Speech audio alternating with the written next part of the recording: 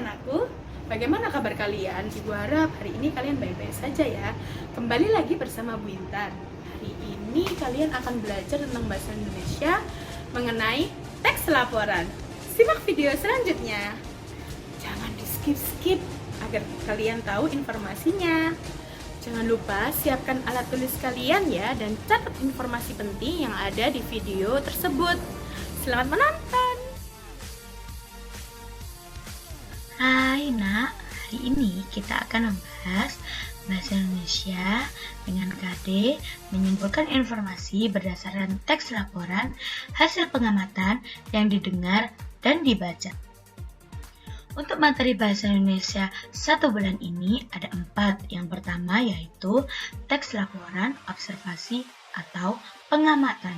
Yang kedua, menentukan informasi dan ide pokok pada teks laporan. Materi yang ketiga yaitu menentukan kesimpulan laporan. Materi keempat yaitu menuliskan teks laporan pengamatan. Untuk minggu ini kita akan belajar mengenai teks laporan observasi atau pengamatan. Sebelumnya, apakah kalian tahu apa itu tentang teks bacaan? Ayo, di kelas 4 dan 5 kalian sudah diajarkan apa itu teks bacaan. Apa ya? Aha, teks bacaan adalah media atau cara seseorang untuk mengungkapkan sebuah peristiwa secara komunikatif. Macam-macam teks bacaan. Coba tebak ada berapa macam teks bacaan yang kamu ingat? Di sini ada 10 teks bacaan. Yang pertama yaitu teks narasi, yang kedua yaitu teks deskripsi, yang ketiga yaitu teks prosedur, yang keempat yaitu teks laporan, yang kelima yaitu teks eksposisi, yang keenam yaitu teks anekdot, yang ketujuh yaitu teks puisi, yang kedelapan yaitu teks pantun, yang kesembilan teks perintah, dan yang kesepuluh teks eksplanasi. Sebenarnya masih banyak teks yang lain. Kamu bisa searching di Google atau tanya ayah, bunda, kakak, dan guru kelasmu. Tapi kali ini kita akan fokus ke teks laporan. Apa itu teks laporan? Teks laporan adalah sebuah teks yang mengandung klarifikasi mengenai suatu objek tertentu yang berdasarkan kriteria tertentu. Berbeda dengan teks deskripsi ya, teks laporan bersifat umum atau universal, sedangkan teks deskripsi lebih bersifat khusus dan mendetail.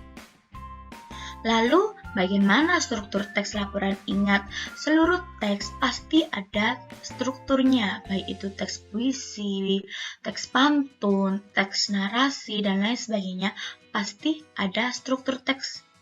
Tapi, bagaimana dengan teks laporan? Strukturnya adalah seperti struktur teks laporan. Secara umum, teks laporan tersusun oleh 2 bagian, diantaranya yaitu yang pertama, pernyataan umum atau klarifikasi. Pernyataan umum terletak pada awal teks dan berupa pernyataan-pernyataan umum yang disampaikan untuk mengarahkan atau mengantarkan pembaca kepada pembahasan atau hal yang akan dilaporkan. Yang kedua, aspek-aspek laporan. Setelah pernyataan umum, ada bagian yang disebut dengan aspek-aspek laporan. Bagian ini mengandung poin-poin laporan yang disusun berdasarkan klasifikasi tertentu. Macam-macam teks laporan. Di sini ada 3 macam teks laporan. Yang pertama, teks laporan hasil observasi. Yang kedua, teks laporan percobaan. Yang ketiga, teks laporan eksperimen. Kali ini kita akan membahas tentang teks laporan hasil observasi. Teks laporan hasil observasi adalah teks yang berisi penjabaran umum atau melaporkan sesuatu berupa hasil dari pengamatan atau observasi. Strukturnya bagaimana? Struktur teks laporan hasil observasi adalah yang pertama, sama dengan teks laporan ada pernyataan umum, dan yang kedua ada aspek-aspek yang dilaporkan sesuai dengan struktur teks laporan. Tapi di teks laporan hasil observasi ada struktur lain. Ada 4 bagian. Yang pertama adalah teks definisi umum. Adalah pembukaan yang berisi pengertian tentang suatu yang dibahas di dalam teks. Yang kedua, definisi bagian. Adalah bagian yang berisi ide pokok dari setiap paragraf atau penjelasan rinci. Yang ketiga adalah definisi manfaat. Bagian yang menjelaskan manfaat dari sesuatu yang dilaporkan. Yang keempat, bagian penutup, di mana bagian rincian akhir dari teks. Mengerti? Nah, ini adalah contoh teks laporan observasi tentang kelapa. Kalian bisa pause untuk membacanya. Yuk, di pause 3, 2, 1. Pause dulu untuk kalian membaca.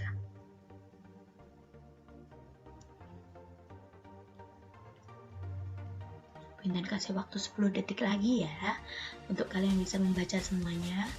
10, 9, 8, 7, 6, 5, 4, 3, 2, 1. Nah, ayo, apa kalian sudah membaca semuanya? Dari teks laporan ini, kita akan mencari struktur teks laporannya. Yang sebelumnya sudah dibahas dibagi menjadi 4 bagian. Mana yuk, bagian pertama, siapa yang masih ingat? Bagian pertama adalah definisi umum. Ini yang merupakan definisi umum. Nah, bagian kedua apa? Yuk, ada yang tahu?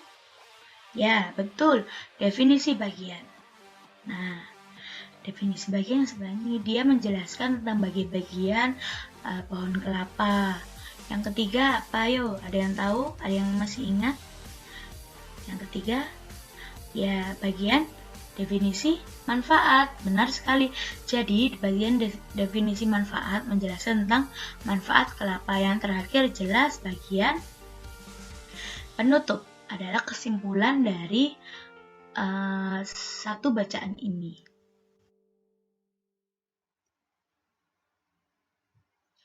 Lalu, fungsi teks laporan hasil observasi atau pengamatan. Yang pertama adalah memberitahukan atau menjelaskan laporan pertanggungjawaban dari sebuah tugas atau kegiatan pengamatan.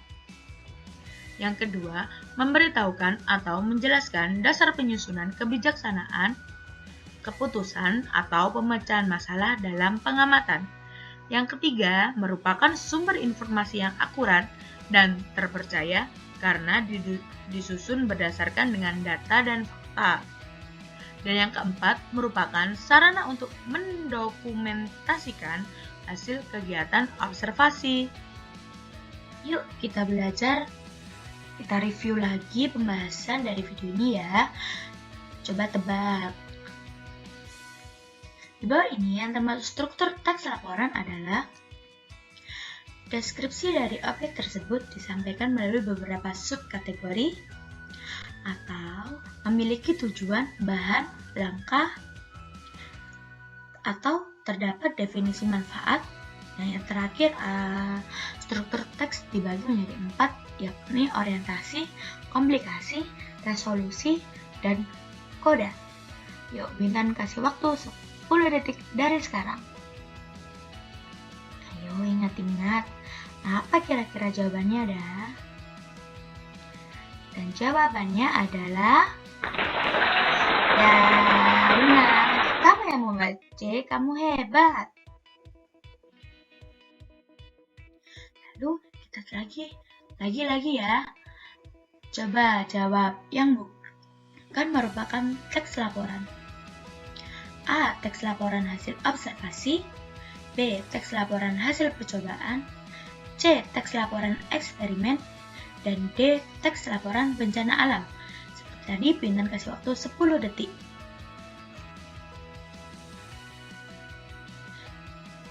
4, 3, 2, 1. Jawabannya adalah kamu hebat. Nah, sekian pembelajaran dari hari ini. Kita akan lanjut ke pembelajaran minggu depan. Ditunggu ya. Terima kasih semuanya. Bye. Yo, bagaimana? Sudah paham dengan materi yang dijelaskan tadi? Sekarang waktunya kalian untuk mengerjakan soal yang sudah diberikan oleh Bapak Ibu guru kalian. Kalian bisa meminta bantuan kepada ayah, bunda, atau langsung menghubungi wali kelas kalian. Semangat belajar ya anak-anak. Semoga ilmunya bermanfaat. Assalamualaikum warahmatullahi wabarakatuh. Bye.